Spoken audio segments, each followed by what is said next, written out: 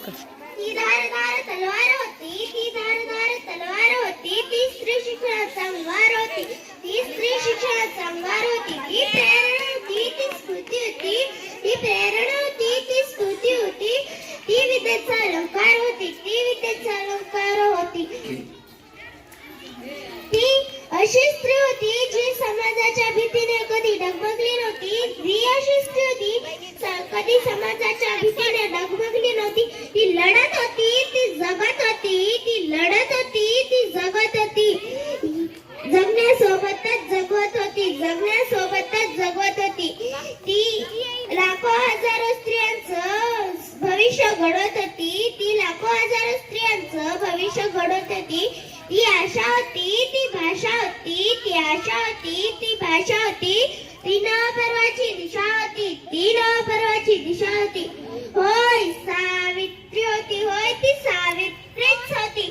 सर्वांना माझा नमस्कार. मी श्रेयामाचे भाषण करीत आहे.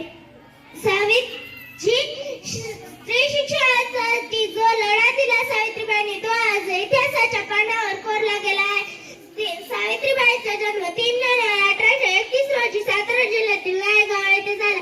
त्यांच्या आईचे नाव लक्ष्मीबाई व वडिलांचे नाव खंडोजी नवसे पाटील होते. त्यांचा विवाह सावित्रीबाईंचा विवाह अवघ्या 9व्या वर्षी झाला. त्यावेळी सावित्रीबाई निरक्षर होत्या.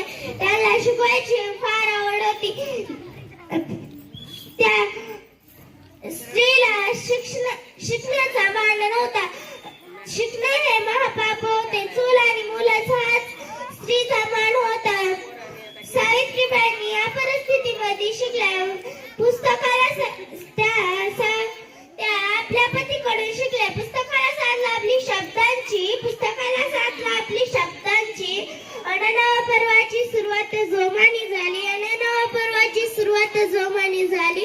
जाता जाता एवढं सांगेल की